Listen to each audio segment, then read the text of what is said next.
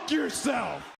Yo, yo, yo, what's poppin', all my peeps? It is I, your host with the most Renaissance man who always thinks he can, and your champion of the peeps, Patty Pitts, back once again in the Yard Streams for another edition of Pitts and Sara's Wrestling Show, where we take no nights off. It's not just me, Patty P, here in the Yard of Streams. I am joined, as always, by the best of the West. You can't forget about Sara Marshall. What's poppin', girl? Hey, yo. Hello. The pip a diddly do to you too. Did you? I showed you the brawling buddy thing I got, right? Yeah, the Scott Hall. Yeah. He's still on my bed. Are you hitting him with a rock bottom? Or No, my nephew was. My nephew was beating him up. What moves have you showed your nephew? I like, mean many, but he prefers to just do whatever gets a reaction out of us. So he sometimes tends to not really follow specific moves. It's like, I'm gonna just punch you, and that's good enough for me, you know. He's feeding off the crowd. He's trying to get a read of the crowd. He probably will drop a Cero Miedo in there. That's okay. Yeah. Good. He likes that. Yeah. Maybe a yes boy that might be in there too. Yeah. That's awesome. Another day, another week. I don't know. This is a weird. We're in the. Let me back up there. It's another week has gone by in the wrestling world, according to us, and I don't know. How do you feel after Mania? Like, how do you after WrestleMania 41?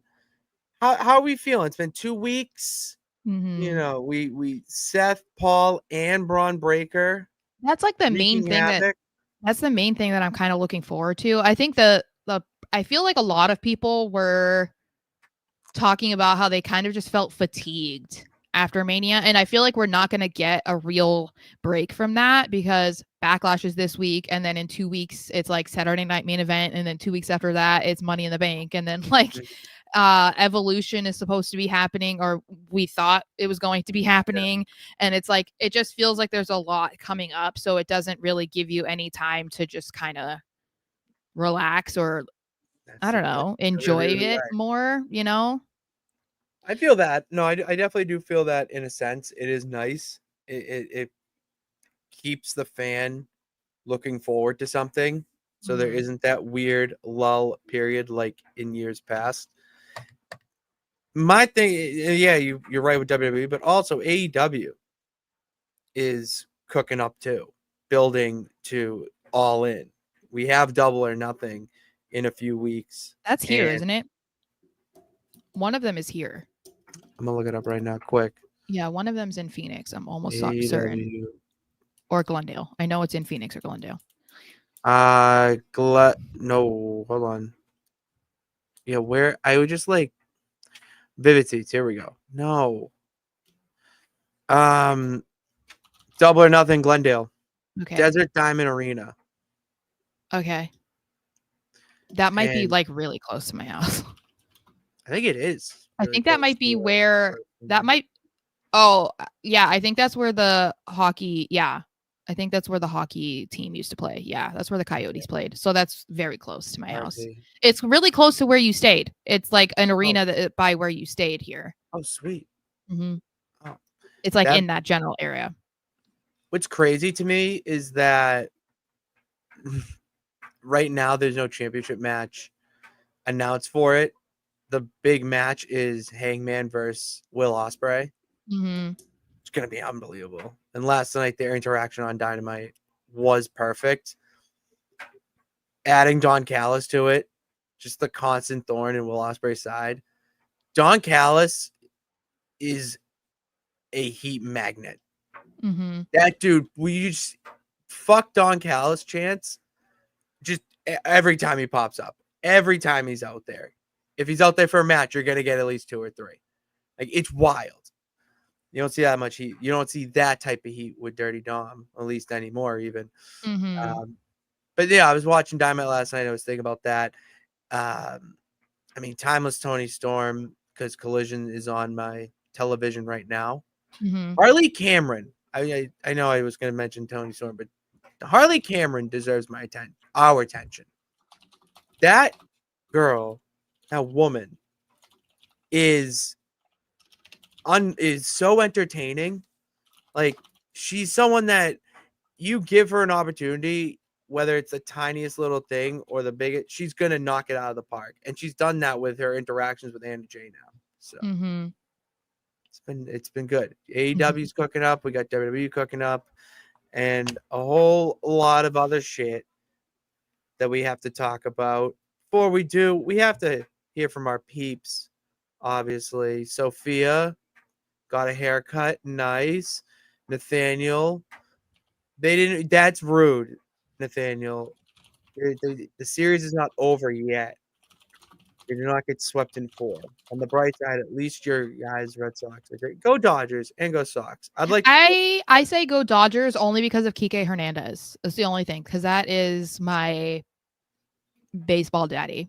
So that's see what you did there? Yeah, that's my baseball daddy. Yeah. There it goes. I love me some Kike Hernandez. So Nathaniel, I'll give my thoughts about Becky Lynch when we talk about her on our predictions, because Backlash this week, I totally forgot about that.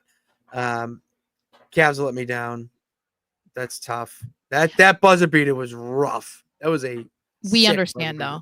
Every home team they're 0-6 right now. No shit, really? Mm-hmm. Crazy, isn't it? It is crazy. It's painful. The anti home court advantage. Mm-hmm. And then Sarah's joining Nirvana. But are you? Well, you are a really great singer because you do a great rendition of Jillian Hall. Yes, that's my queen, obviously. So my inspiration. So, all right. Enough fluff. Don't be a lemon, be a rosebud. Don't be a lemon, Sarah. Be a rosebud.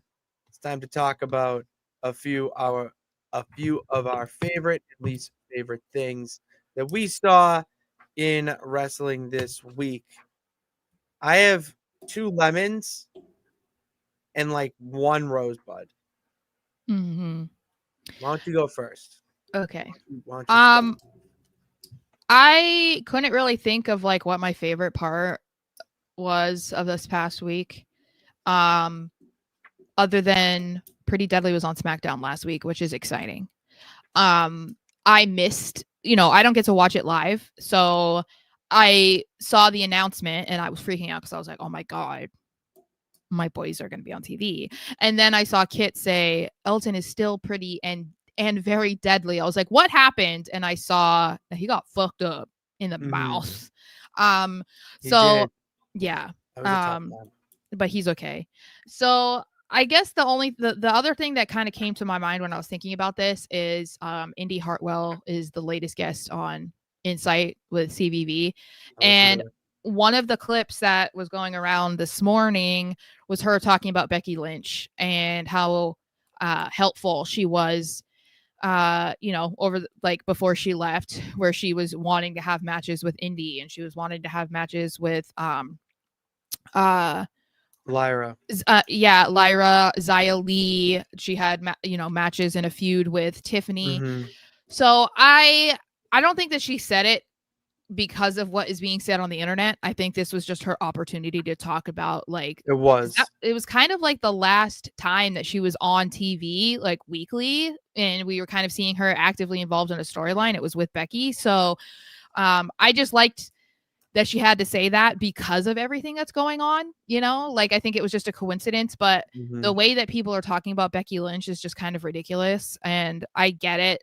I am not a fan of Charlotte Flair, so I'm going to say things about Charlotte, but when we try and put them in the same category, I think that is it doesn't make any sense. Apples and oranges. It is. They're not the same, and it's fine. The thing is I think that the Becky hate is, I don't know where that's drawn from. other than people just claiming that she does this and she does that. She's Becky Hogan, and it's like that's not true. But people obviously are entitled to feel how they want to feel. I just wish that they would come with more like factual things than just like, well, this is what happened and she was doing this, and the reason she won is because she wanted to. It's like that's not true. And we just keep getting more examples of how it's not true when you hear these interviews or whatever people are speaking about her, you know? So I think that we can kind of go off of the interactions that we've seen also on TV, where if you say those things about Charlotte, her behavior, that's probably true.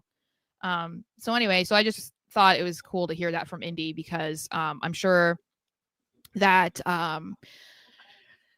you know, not a lot of people recognize her in that way. And when somebody is such a big star like that, the assumption is they don't have time for the girls or the guys that are trying to get on TV and to be in a storyline and are on their way to, you know, trying to grow in the company and be a star. That's the whole thing that surrounded like John Cena for so long, is like, oh, he has that golden shovel, he wants to bury young talent. And it feels like that's kind of what Becky is getting from the fans. So it just with good, you're gonna have bad.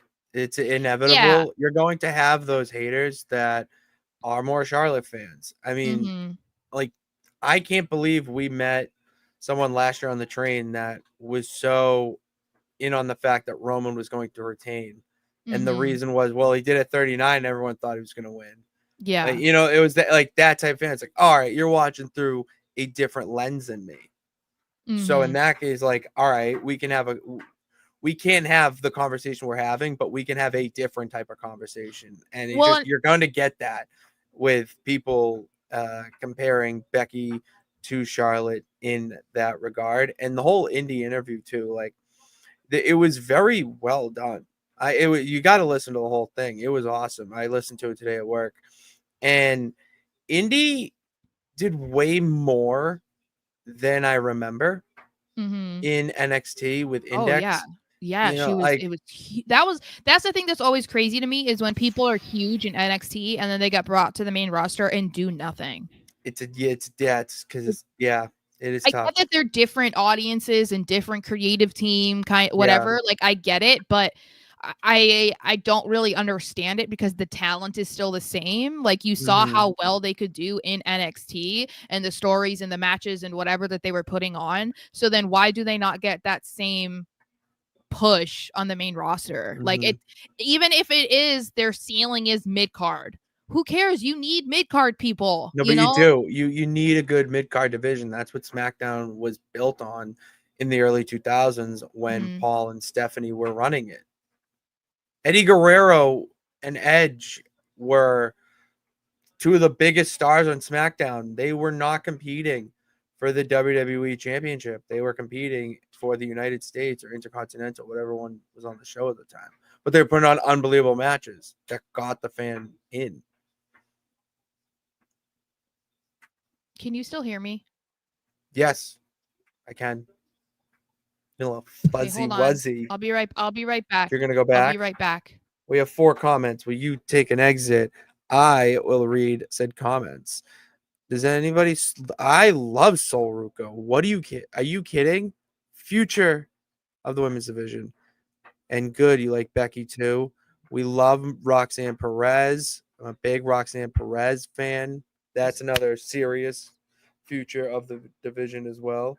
Did you see that that I don't remember who it was, but her new end. Wait, who's new end? Hold on. Why can't I? Okay, you're not a Charlotte Flair fan. That's okay. No, there was like a new somebody put together a photo of what like the new Judgment Day could be, and it was like Finn, JD, Julia, Roxanne, and I forget, but like we kind of talked about that. You're like, oh yeah, sure, but I was like, that would be kind of fire. I could see that. It's got it's not bad. Faction warfare. Or maybe they're not the Judgment Day. Maybe there's something else, because it just depends on like if Liv and Dom are like the real Judgment Day. You know, I don't know how that'll go about, but my rosebud of the week. You know what? My lemon is WWE. So I'll go with AEW for my Rosebud. And I am excited for Double or Nothing. Like, I'm excited to watch next week again. Now that the Owen is wrapping up, it's not match heavy. You know, we can actually build some stories, and the Death Riders can wrap up whatever they're doing with the ops. You know, I don't know why they are doing the steel cage match for the AEW World Championship in a steel cage on a Dynamite. You know, why don't you have that at Double or Nothing? Is there something bigger for Double or Nothing that I don't know about? And, you know, so that intrigue is there again. And before, when it was WrestleMania week, when we were out there, you know, you watched 2 programs of AEW that were match heavy but fantastic.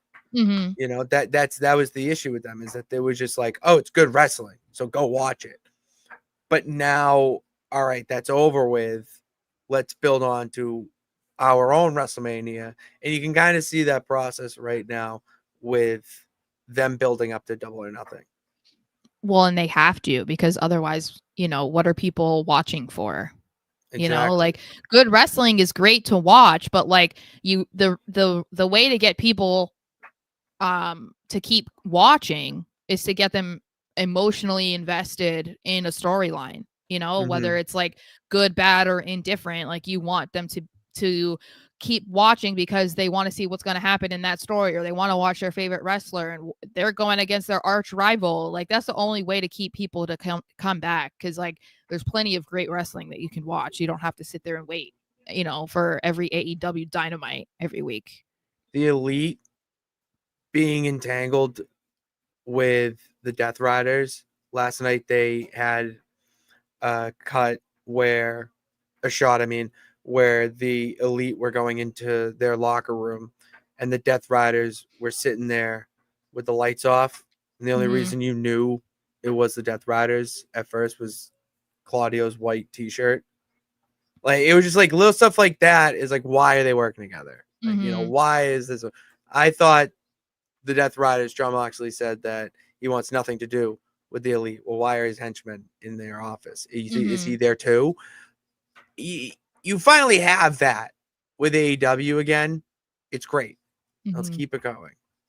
All right, so that's good. What's bad? No, you go. Well, since we're speaking about AEW, yawns.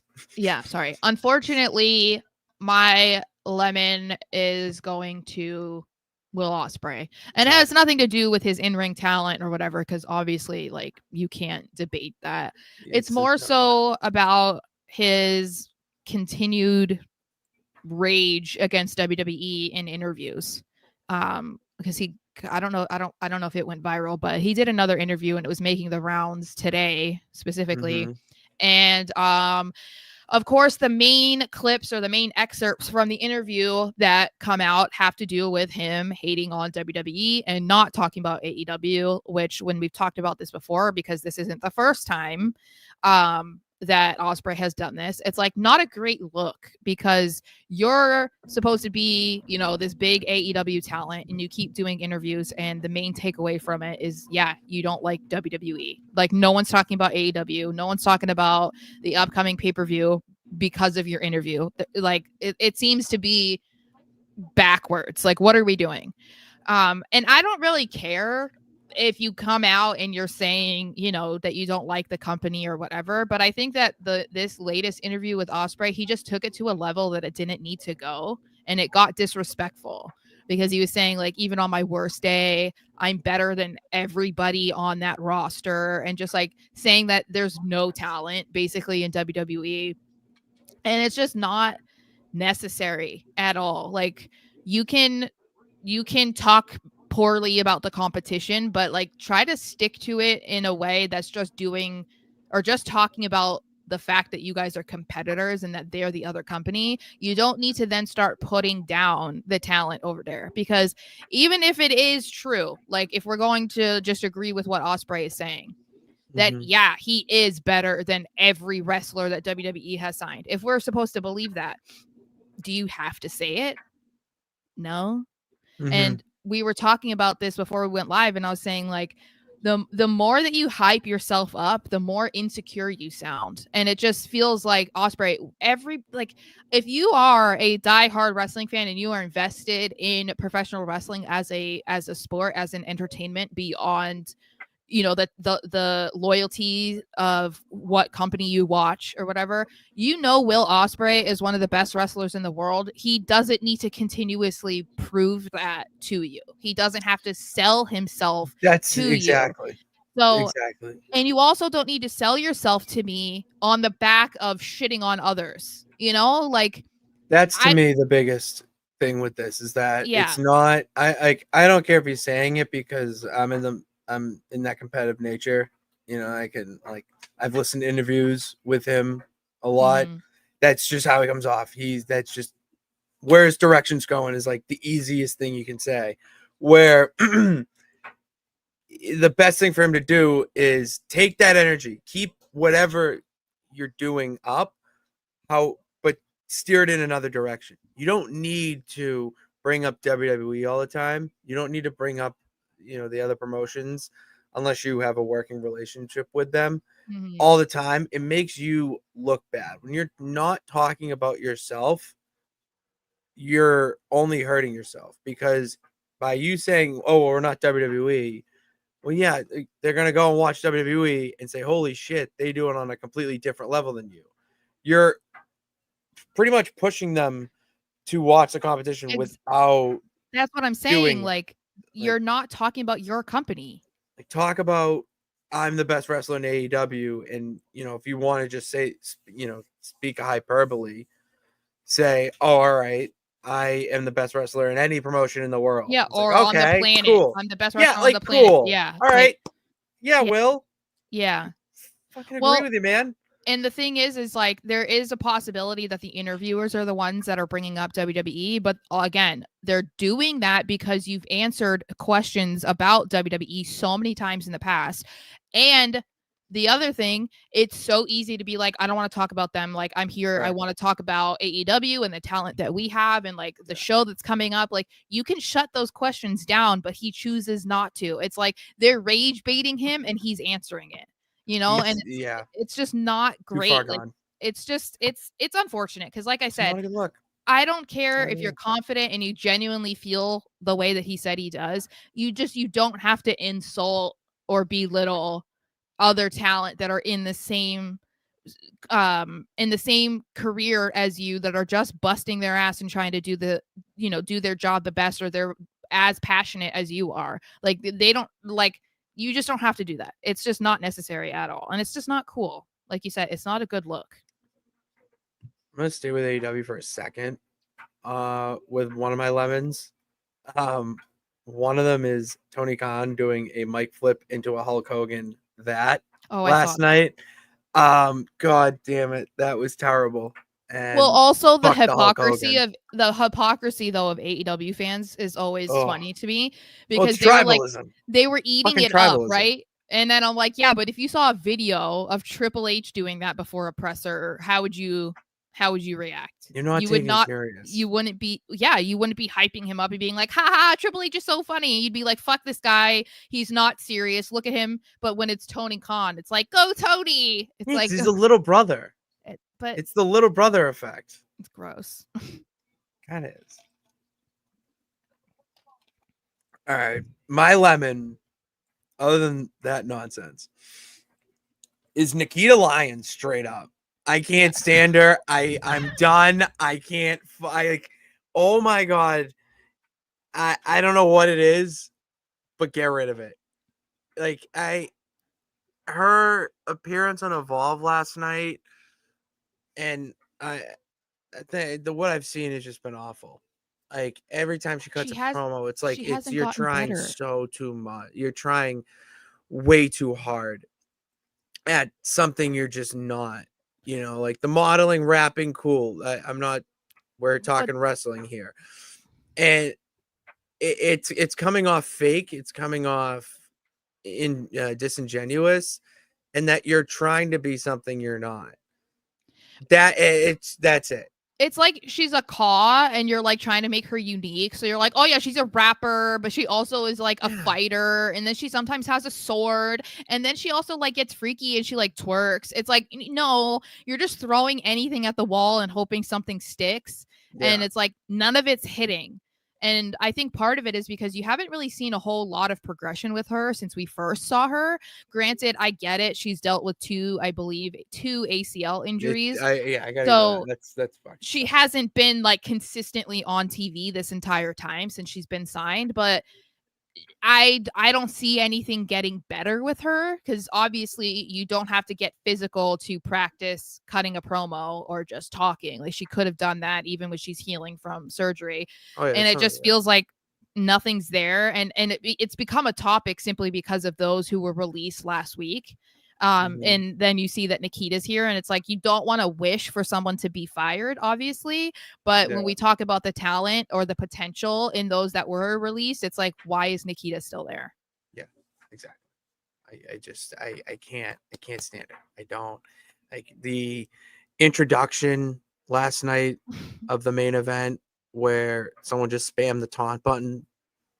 Like, it was like 5 different things she was doing. And none of them were hitting with the crowd at all. Yeah. Even her opponent was like, this is terrible. Like, that was not cringe. Where you like, it was like genuine hate, you know, like she was trying not to show that she was cringing and how much she like hated her in that moment. Oh my God. It was so bad. Did you see the backstage thing too with her and Stevie and then with that's what I first saw. Yeah, that's what pissed me off even more. I was like, you were trying so hard. That was even worse, to be I think. From the streets. Well, but also like trying to like be, oh yeah, maybe we can like work together and like doing the things with her hair and like her mouth. I'm like, what is happening? Who are you? Like, I get that you're in developmental, so you haven't necessarily like figured out your identity in wrestling yet, but you're trying to do 18 things at once. Dude, exactly. None of them are genuine.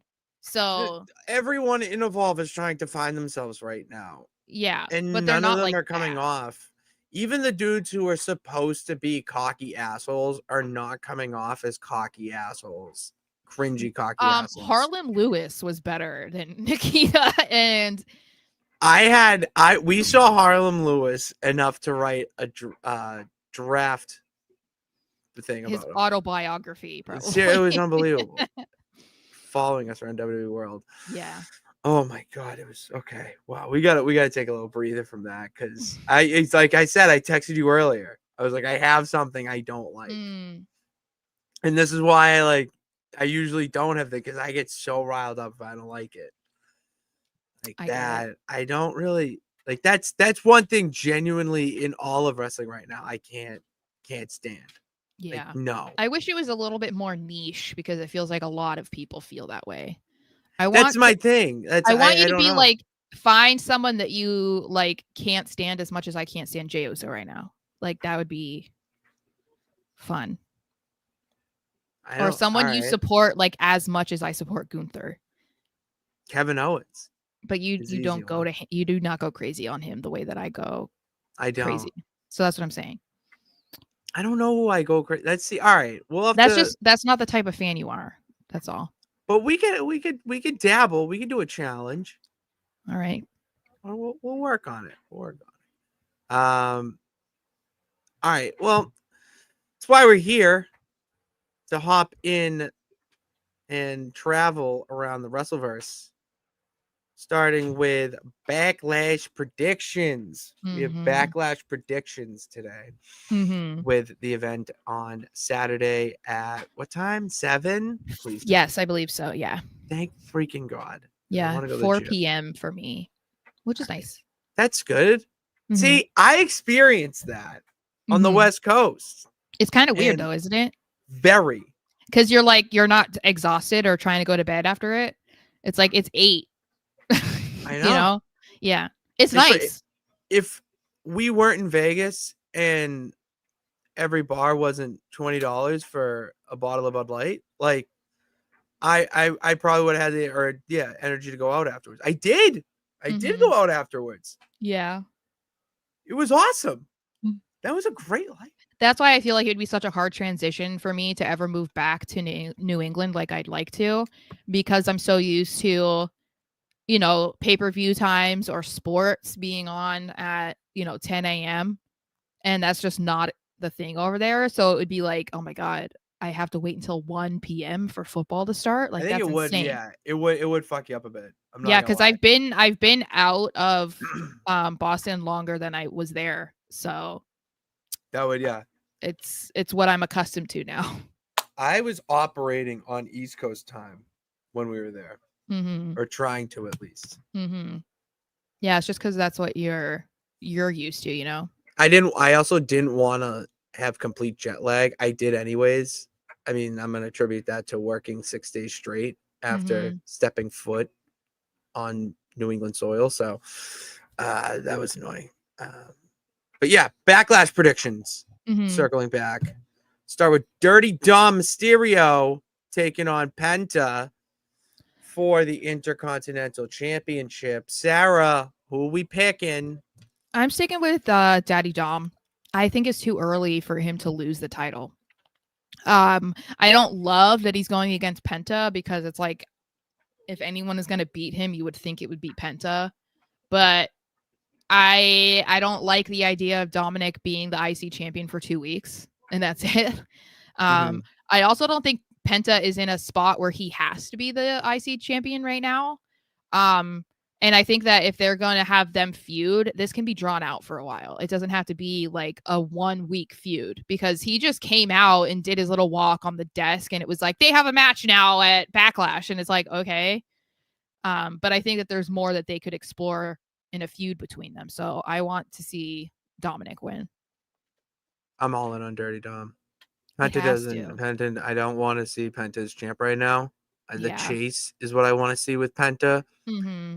The drama lies within Dom winning. Like that's where this is a possibility, I would say. Like yeah, that's the drama. Like that's what I'm talking about. Like Dom winning is either because of interference from him.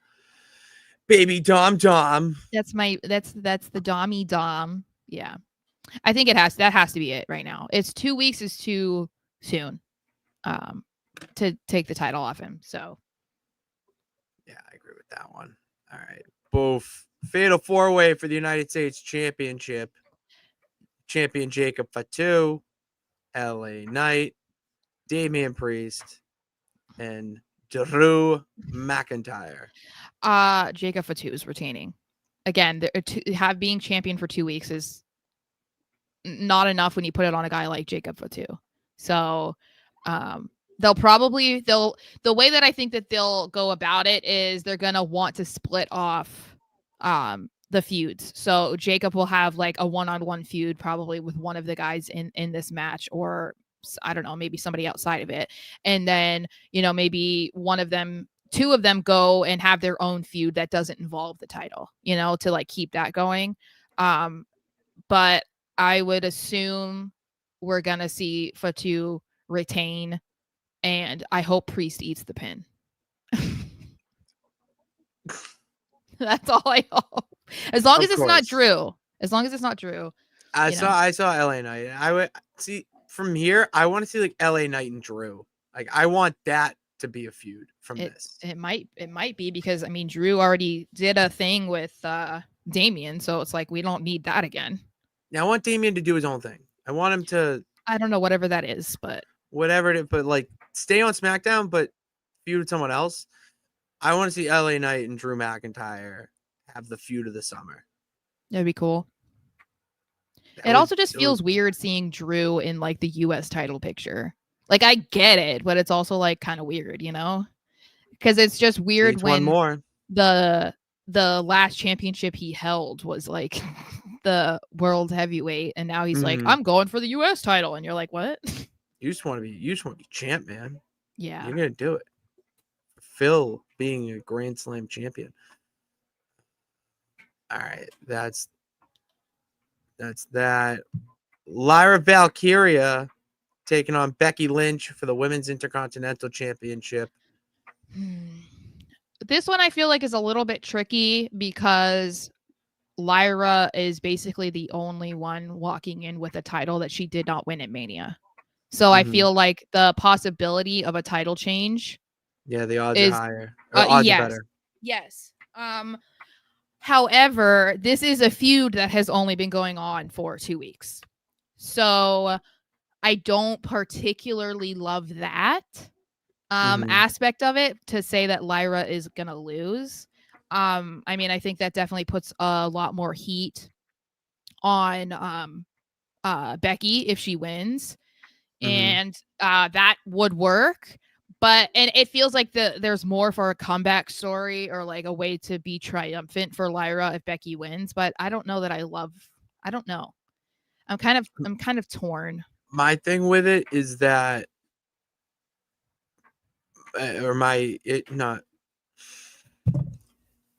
what I think is going to happen, or hold on.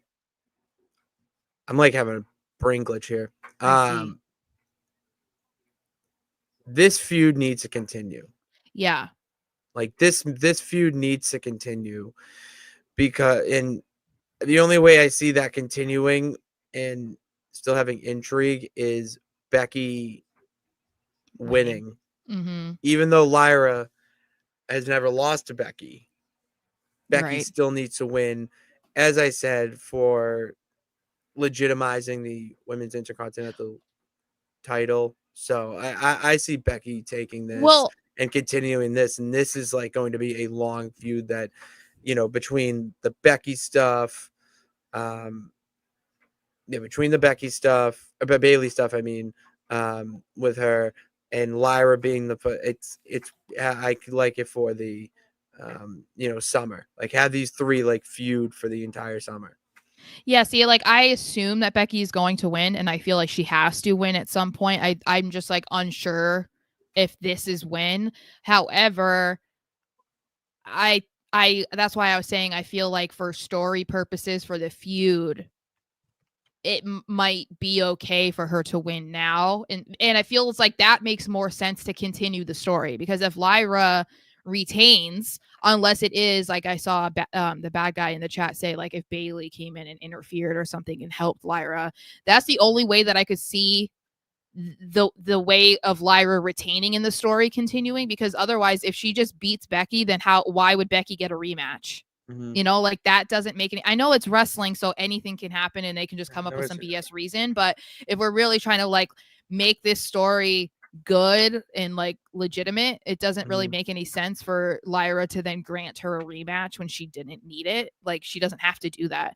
So I guess I'll go with Becky, and then maybe Lyra wins it back at like SummerSlam, or maybe if they do Evolution or something. Like I don't think Becky will be IC champ for very long, because she doesn't need to be. Like the whole purpose of her winning the title is to help Lyra. It's not to pad Becky's resume. It's supposed to be elevating Lyra. So if they do Evolution, that could be a cool way, for Lyra to win it back, or they could try and make it into like an even bigger story and have her win it at SummerSlam, because SummerSlam is 2 nights this year. So it would be nice to see a women's mid-card title finally featured also. That would be true. It's true. Because they didn't. Do you see a possibility of Bailey somehow aligning herself with Becky Lynch, or is it more Bailey-Becky feuding? I think we'll see them feuding. I think Becky has said too many harsh things about Bailey for her to just be like, oh yeah, it's fine, we're cool, But based off of Bailey's interviews too, it feels like she wants to figure herself out as a babyface. So I don't think that she wants to like get back to being a heel, because she was a heel for what, like 4 or 5 years? Even if she was like a lovable heel to some people, because they like Ding Dong Hello. Ding Dong Hello is awesome. Yeah. I think that her and Bailey, Becky and Bailey could have like a really good feud, and that could become a problem too. I mean, it could be like another thing where, kind of similar to how the women's world title was dealt with at Mania, where it's like you don't like Becky would be the immediate heel, but we could see some tension between Bayley and Lyra that is interesting, because if Lyra could beat both Bayley and Becky for the title, imagine how good that would make her look too. Oh yeah. You know, like that could, maybe it's a triple threat at SummerSlam. Mm-hmm. I got Becky, hands down. Oh yeah, there's only 5 matches, and the main event of no, that's not the main event. Let's talk about this first. McAfee taking on Gunther for the honor of Michael Cole, obviously defending his boy. There's nothing I will accept other than Gunther winning, so I'm not even going to discuss the possibility of it not happening, because as the kids say, I will crash out if it doesn't. I love McAfee. I really do. I want to see Gunther chop the living hell out of him. And like, that's how he wins. You know, do the cool McAfee stuff you do, you know, when in matches. I'm love that. But if you want to make Gunther a monster, if you want to make him, you do it. You got to have him do stuff like that. And if his rumored next opponent really is who they are claiming it will be, which we'll talk about, they can't have him going against him losing to a commentator. Like that's not a great start to that, you know?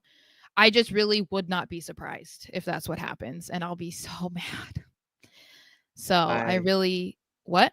I'm praying that it doesn't. Yeah, I think, and that's the thing, is if McAfee wins either just cleanly or with help from somebody, I'll legitimately think that will be one of the worst booking decisions of Triple H's era or of WWE for however many years. Like, that is an absolute joke. Legitimate joke. I have to 100% agree with you. And I don't, it's not that I don't want to, but like, you're right. Like, you're 100% right. And like, put fandom aside, you need to make Gunther a monster without the championship. Like, there needs to be some aura about Gunther that isn't gold. Well, and like the bad guy saying McAfee wins after Goldberg spears Gunther. No, absolutely not. That cannot happen. Goldberg can spear him after he wins. Like, it does not. To me, no. Because like, this is why when we were talking about this last week, we were saying like wins and losses matter in certain contexts. And in this context, having Gunther lose is so damaging to the Gunther character and the future of him in WWE. It would be so bad. And there is a way that Gunther could still feud with Goldberg, right? Like, there's a way he can just annihilate McAfee. Maybe he comes out on Raw and he's all cocky and arrogant, like, look at what I did to McAfee, he's not here tonight, blah blah blah. And then Goldberg's music hits because Gunther is like, I can beat anybody, look at me, blah blah blah. And Goldberg's like, fuck you, and he comes out. You know what I mean? Like, there's a way for them to go about it where I'm not gonna love that, because I don't want him to feud with Goldberg unless he wins, as I've said. But they don't need Pat McAfee to win a match against Gunther. Like, what are we doing? If Gunther's gonna face who, I'm just gonna say it's Goldberg. We're gonna talk about more at length, but if they are gonna do Goldberg, like, what I'm trying to do. It's better to have him demolish this commentator and then demolish, and I mean, like, essentially kill this legend and kill his career. You know, that that's how you build up a ferocious, animalistic monster that when he steps in the ring, get the hell away from him. Well, because if he loses to McAfee, even by some sort of interference, how does that make it seem credible that he could beat Goldberg, even if Goldberg is 83 years old? Like, you're not brings out a walker when he's blowing out smoke through his pyro. It's just like, I don't know how that does anything for Gunther at all. Like, it would be so bad. And Pat McAfee at the end of the day is a commentator. Cool. He wants to live out his wrestling dreams. That's fine. But again, you don't have to do that off of the back of somebody who literally goes in the ring every single week and is a professional wrestler. You sit at a desk. You don't need to win a match. Who the hell is Trixie? Get the hell up. I'm taking.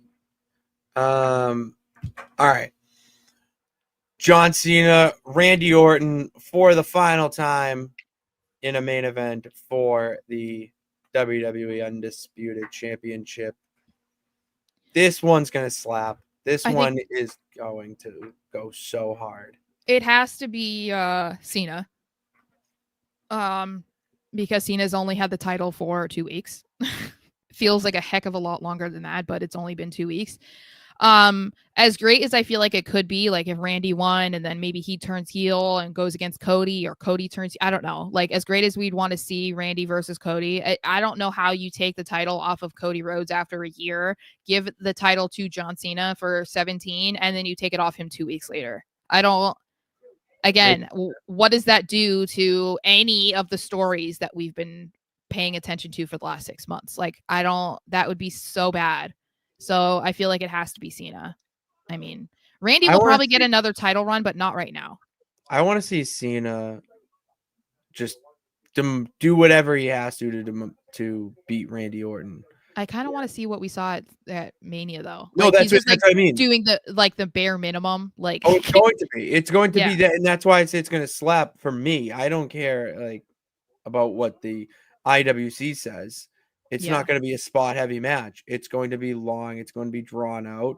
I don't care because it's telling a story, and in that story, do I want to see some nonsense interference? Yes, I do. I don't think we're going to see Travis Scott. He's training, apparently. Yeah, good. At Booker T's. Yeah. Good. Fine. Get in the ring with Cody. Oh, geez. Like, let's see it. He's like a string bean, though. Exactly. He's like 120 pounds. Like, exactly.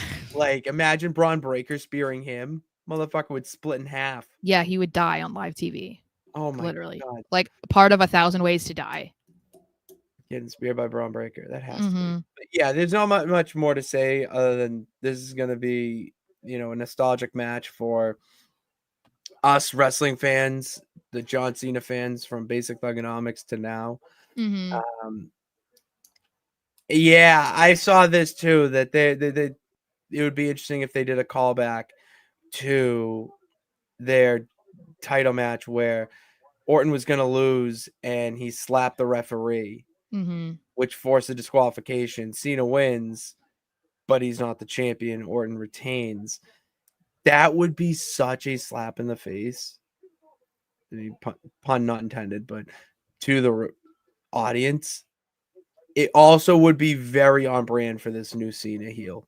Yeah, but like that's the thing. Wouldn't that be kind of funny? Like it's so iconic to me because people are still they're crying still about the main event of Mania. You're not following the story. And that's the thing is like I get it in a way. Like I don't. But the thing is I think people had such high expectations of what that match was going to be, and they weren't taking into account like the fact that Cena is like 48 years old, or he was almost 48 at the time, that he said plenty of times that he wanted to ruin wrestling, that he wasn't there to entertain people. He was like just there to do business and win that title. Like he's not going to look like he's putting in a lot of effort. So if the same thing happens where he's like, you know what, fuck this after a while, and he just like slaps the ref and that's the way it ends, go for it, dude. Like that's just gonna get him booed more.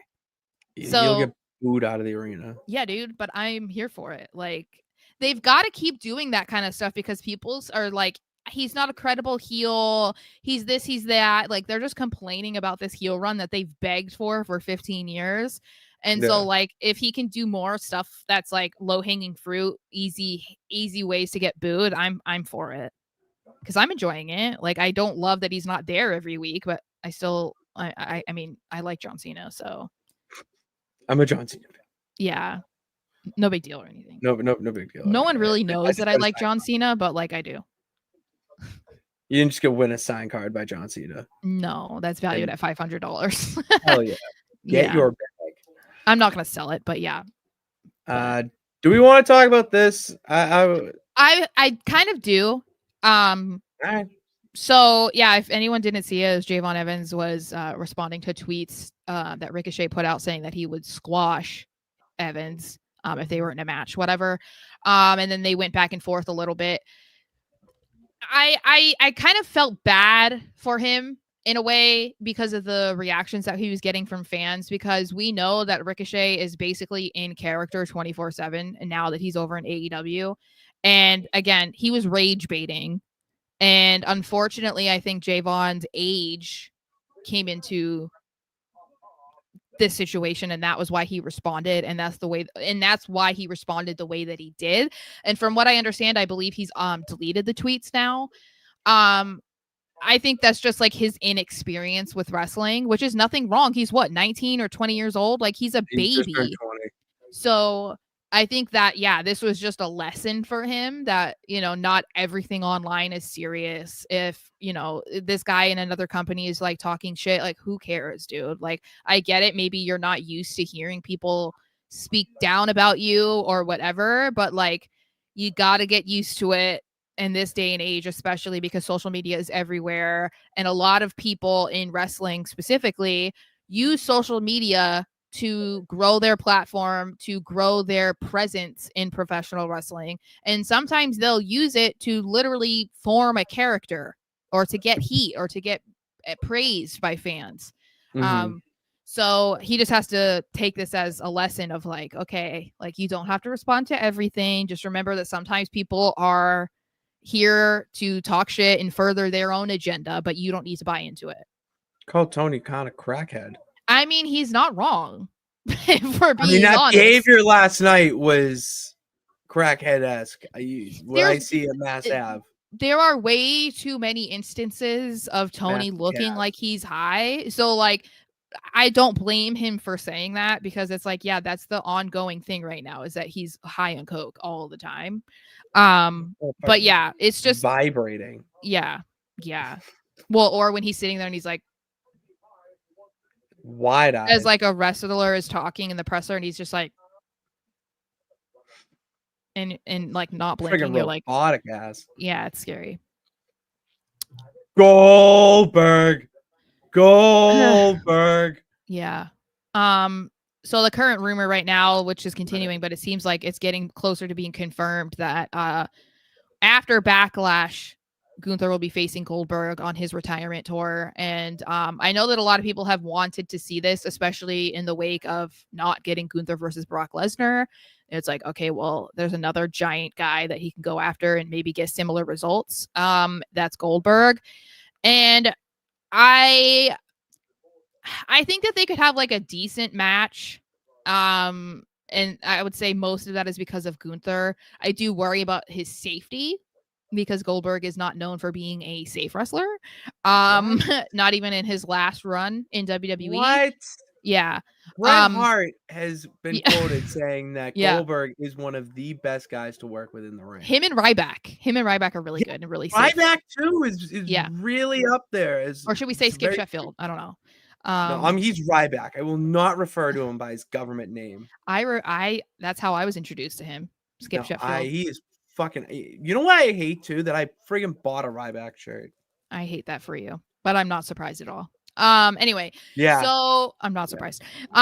So Gunther will be taking on Goldberg in some capacity. We don't know what that'll be. I doubt it'll be like a Saturday night main event. I'm assuming it's going to be like maybe Money in the Bank, maybe SummerSlam. They'll try and push it out. If they were smart, they would push it out until SummerSlam. I don't want it to be pushed out until August, but I mean, I just know that if this is inevitably going to happen, the only way that will be okay is if Gunther wins at the end. He cannot lose to Goldberg. No, because Gunther again, needs to. What are we doing? Do exactly what he's going to do to Pat McAfee, and that's chop the living shit out of Goldberg. Another, kind of to add on to your point, why he can't lose is that Gunther's a wrestler. Like, Gunther is very mat savvy. He is a technician up there with guys like Daniel Bryan.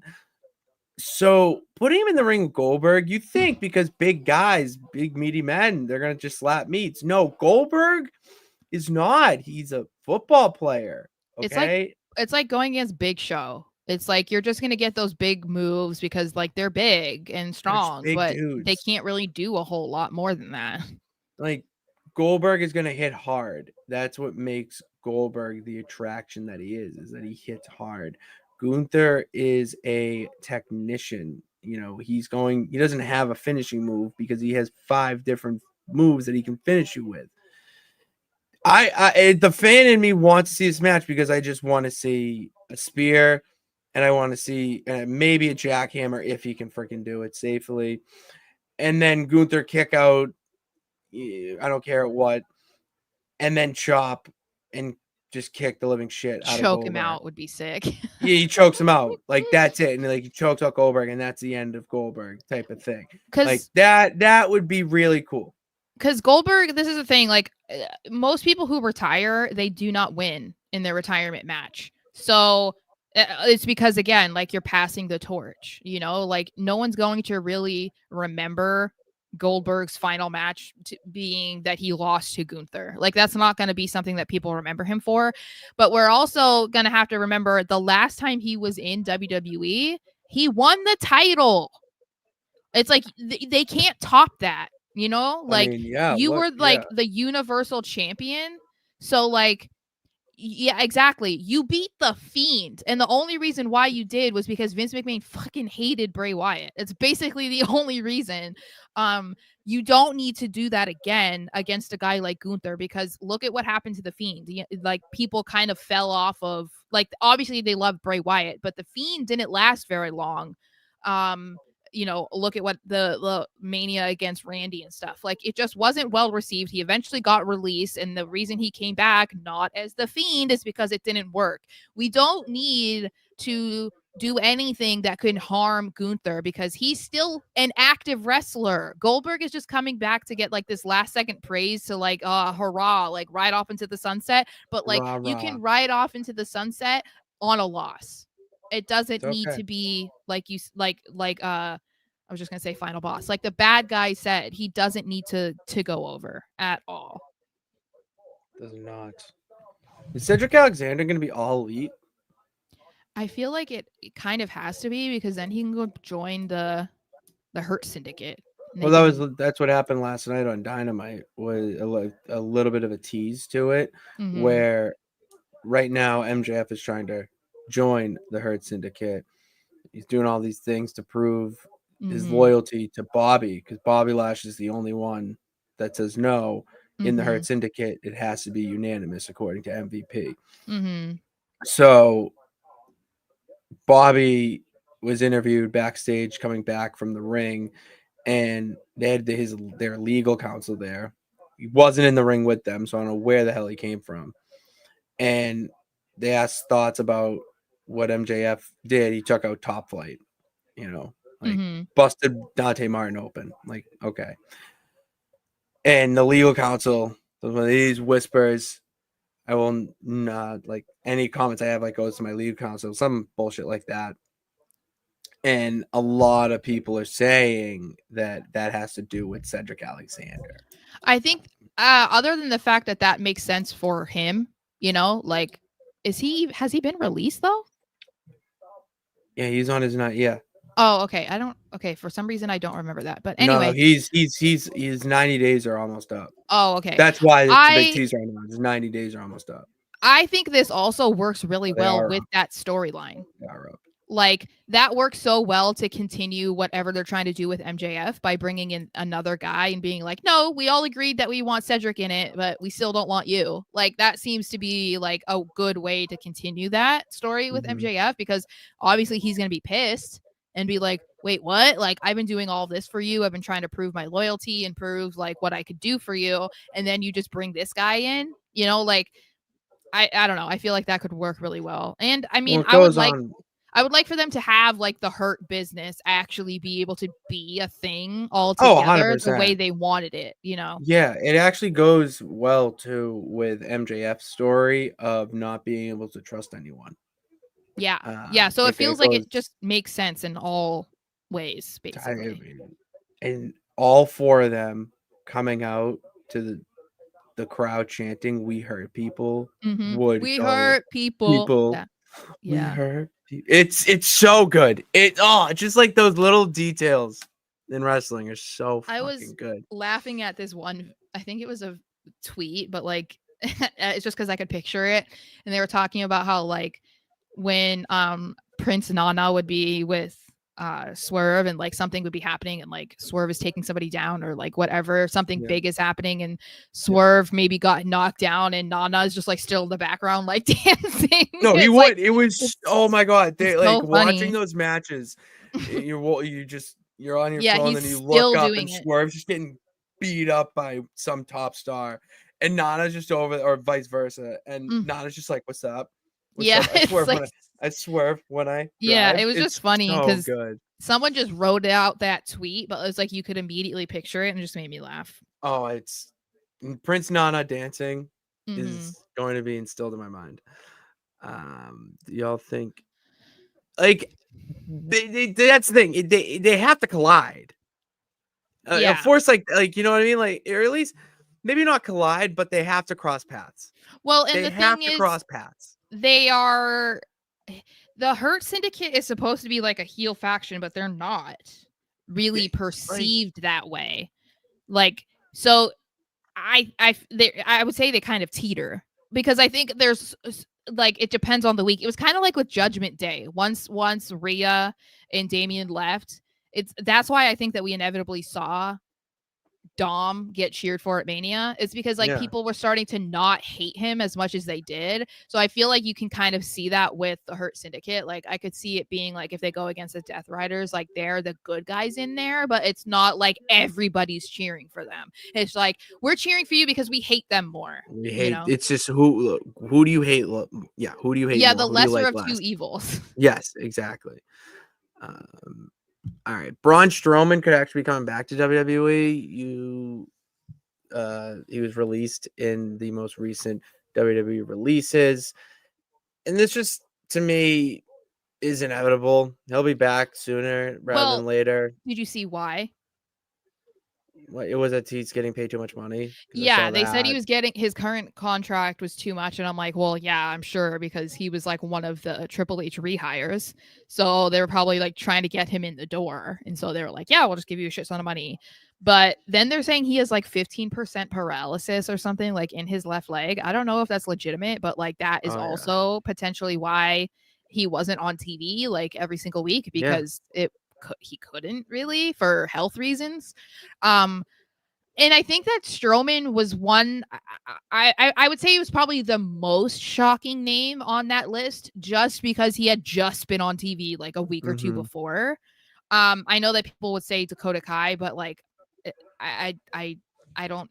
I think Strowman was higher up because Strowman was a Triple H rehire that felt like he really believed in and like wanted to have on TV. So it makes sense to me that they might want to try and do kind of like what they do in the NFL where they release a guy and you're like, oh my God, why would they do that? And it's because their contract was too high and then they bring them back. So I wouldn't be surprised. I mean, if we're being honest, I don't really care if Braun Strowman is in WWE or not. So like, I'm not sitting here being like, oh my God, I hope he comes back.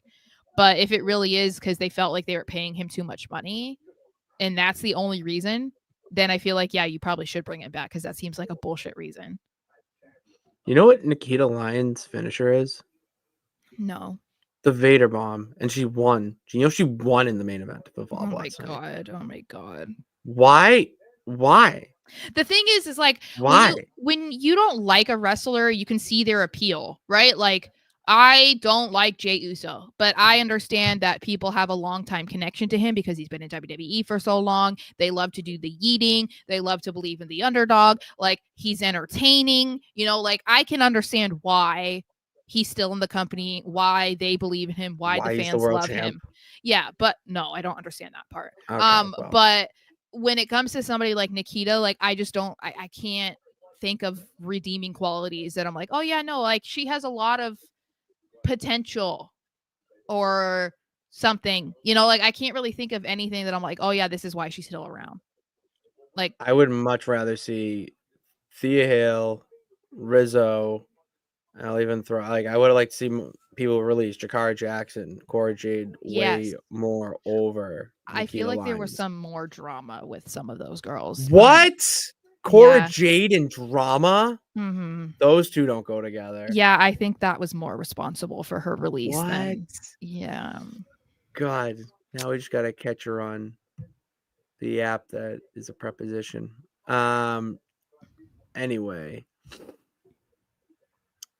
Oh yeah, Randy Orton. You wanted to talk about this. Oh yeah. So Randy Orton was doing and I did an interview recently, and of course everybody was kind of questioning it from the start when it was revealed that he was gonna face Joe Hendry at WrestleMania. And I don't know, maybe the like super overly protective Randy Orton fans were really the only ones that seemed to be upset about him facing Joe Hendry, because I feel like what I just said, there's always going to be some bad. Yeah, and I feel like if you understand wrestling or whatever, or what the point of this was, you were just entertained and you were happy that Randy got a win at Mania and it was his 20th Mania, and you're happy that Joe Hendry got to live like a childhood dream and be a champion against a legend at WrestleMania. Like, he does not give a fuck that he lost at all. He's like actually happy that he was there. He was happy that he was asked. Like, he said on Ariel Alani or another interview that he's like, the people that are mad that I lost or think I got you, like, cool. Like, awesome. Yeah, he does not care. So Randy just talked about like how the idea came about, because obviously he was supposed to face Kevin Owens, and then once the doctors were like, no, they were all trying to collaborate to come up with who he should face. And Randy was saying that he would have really liked a win because it was his 20th Mania. Obviously, he hasn't been able to be at Manias for a few years. And that was why when he was trying to think of opponents, again, as a veteran, he understands the importance of putting talent over. So he already ruled out early on, like, I don't want to face a young up-and-comer because I want to win. I don't want to do anything to them. So he's the one who brought up Joe Hendry. No one forced Hendry on him. There was nothing there, but he mentioned it. And it was like, I think that's really cool because obviously Joe did not care. Like we just said, like he did not care that he was going to lose. Like it didn't harm him. It didn't harm him at all. It's like, I thought that was just a cool moment for him. And it was a cool moment for Randy. That was just like a great thing, I think, of all of WrestleMania weekend. You know, like it might not be a match that most of us remember in 5 years, but you're going to remember that Randy Orton faced Joe Hendry, you know, like, and that's cool. I think that's like a WrestleMania moment for two people that really deserve it. I agree. I agree with this too. They've been really I was going to bad. post that comment. Yeah. What? Yeah. It has been really bad lately. I mean, that just, yeah. I think that part of it is like AEW tribalists were probably excited that a lot of WWE loyalists were not thrilled with WrestleMania completely. So they were trying to jump in and just engage in the drama that was, you know, resulting from less than great Mania. But otherwise, I they've been preying on the demise of WWE. That's why it's like with the releases, it was like, oh my God, people were acting like they just released like Randy Orton, you know, and it's like, no, that wasn't the case. But otherwise, I'm like, I have no idea. This is why I don't really like to dabble in wrestling Twitter. It's why I left wrestling Twitter like years ago. So I try not to get too involved in it because it's too toxic. You can't say anything without somebody saying something snarky back or whatever. It's just not that serious. So it really isn't. It's the tribalism is so bad now. Well, and the thing is why does anybody care what somebody else watches? Like, and why, if you hate the other company so much, do you dedicate every waking minute of your day to posting about how much you hate that other company? Like, if anything, those are people you should just laugh at. See what they say, scroll on and laugh at them. You know, like so much stuff, like we've said multiple times, is rage bait. Like, you don't have to respond to everything that you see that doesn't align with your opinion. But it's the worst. It's the worst type of place. Yeah. And then one more before we get into the 3 count. Naomi sent out a tweet today. Do you have it up? I don't. All right, I'll go find it. And yes, the bad guy. Those are the ones that come after me the most. We got Trinity. Yeah, it's Trinity on. Yeah. Yeah, she tweeted out 4 hours ago. I really need to start using this nepotism with my family. Y'all claim I got, and then tagged Paul Heyman, The Rock, Jacob Fatu, both Usos, Roman, Sami Zayn, and Rikishi. I'd like to request a meeting ASAP. Can we just take a moment to acknowledge that Naomi tagged Sami Zayn? Well, did you see asking about her family? Stephanie's Places? I have to watch. I'm gonna binge Stephanie's Places one day. Okay, well, the Bloodline episode has Sami. Yeah, I did see that. Crazy. So he's like, they basically confirm, I don't remember if it's Jacob or what, but they basically say that, like, yeah, he really is like an honorable member of their family. Like, it's not just an on-screen joke type of thing. It's like, no, he really is so like cool. A real Anoa'i.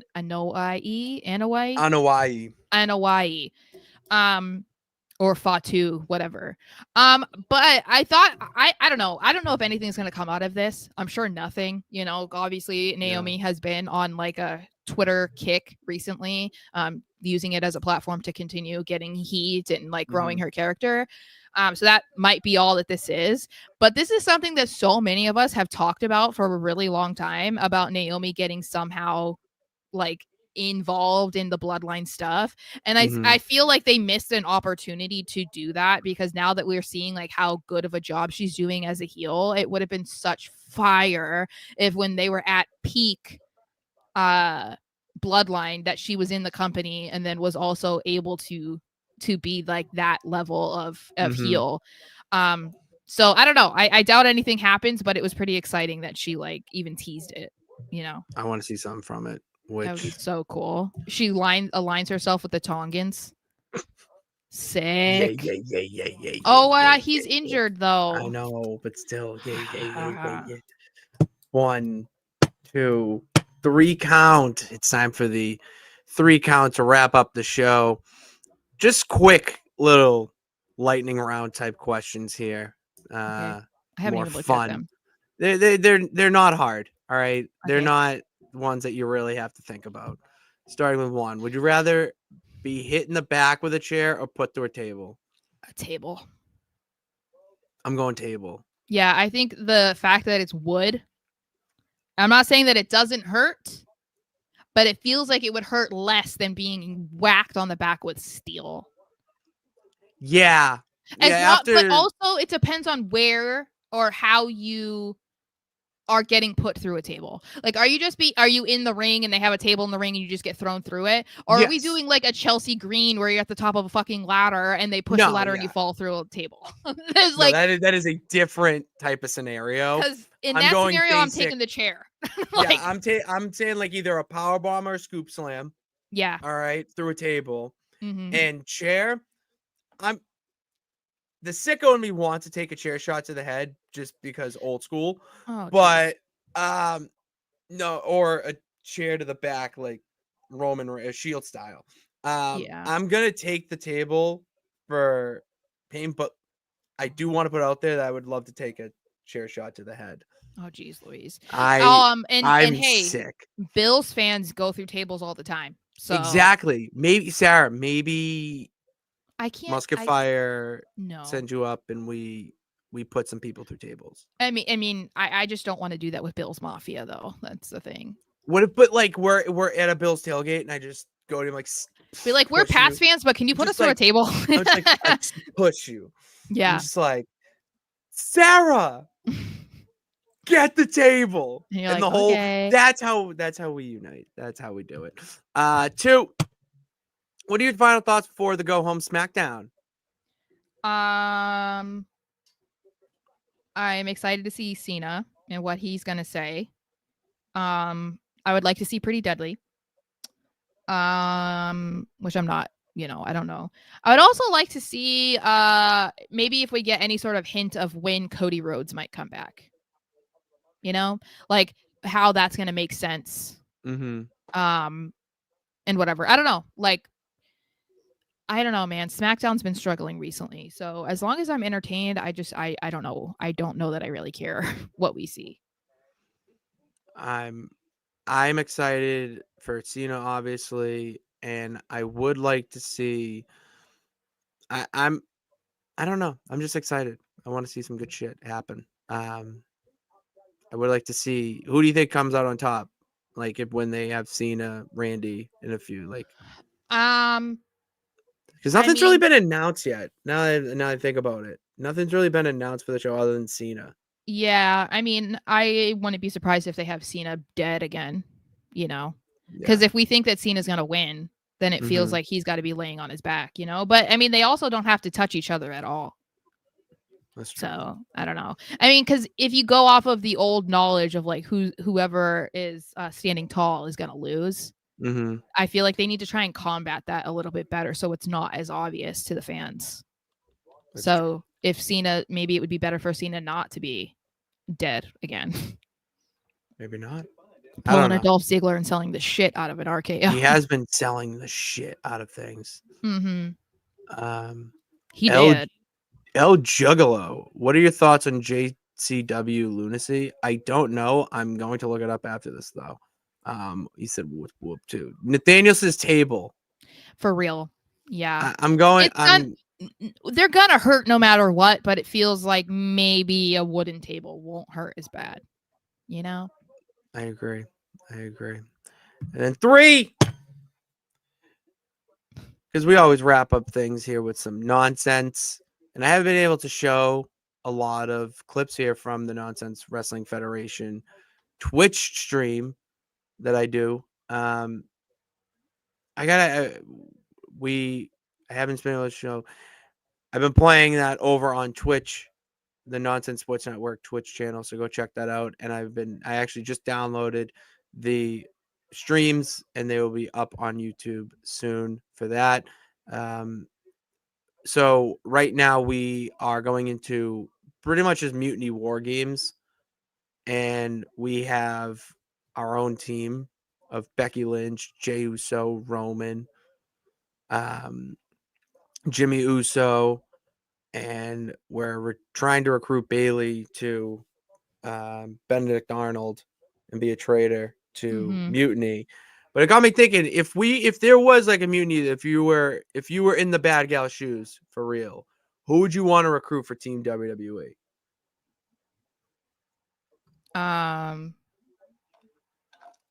Gunther. But do you think Gunther would be WWE or he would join the mutiny? Oh, I guess he would be. Oh, so I have to be. Do I have he to doesn't, be the good guy? No. Hear me out. It's not about good guy or bad guy in this. It's not about heels and faces. I'm saying, is Gunther more NXT or WWE? Obviously, he wasn't in the real, like the American NXT. He was in NXT UK, but also he's more of a WWE guy because we have Seth Rollins and Becky Lynch that are fighting on Team WWE. But I want them. Yeah, they're on our team. Okay, they're on our team. So I would say Gunther. Drew McIntyre. I would take Drew. I would go. In that case, I put Sheamus. Sure. Because it's not just a War Games match. It's like that's the pay-per-view. So it's whoever. Stephanie Vaquer. That's NXT Mutiny. She's on Mutiny. If anything. Dang it. No, it's a pay-per-view of like whoever wins the most matches type of thing, like legit Survivor Series. So when we recruit, it's like, we have our 5-on-5, but like with women's wrestlers, too. I think that's a good start, though. We're gonna cook. I'll be going live on that next week because a lot of shit this weekend with Backlash, Mother's Day, and got to see the lady. So it's a whole lot of shit to juggle, but that's what we do here in the art streams. We juggle nonsense. and have a blast while doing it. Thank you guys for tuning into this edition of the No Nights Off Super Show. Hit that subscribe button and bell notification to know every time we go live and post. Check out our TikTok channel, No Nights Off Show, and then our personal Twitter and Instagram accounts at Patty Pitts and at SMarshXO on Twitter and at Patty Pitts on Instagram and at SMarsh_ as well. Anything else to promote? Oh, the Twitch channel, which I play, the WWE 2K, twitch.tv// Nonsense Sports Network. I go live playing WWE 2K and sometimes other sports games. That's why it's a Nonsense Sports Network. A whole lot of shenanigans goes on down there. So until next time, or probably Tuesday because Mother's Day and there's a pay-per-view on Saturday. So we'll see you guys on Tuesday. Thank you for tuning in. God bless. Remember that you can do it. All you got to do is try. See you then.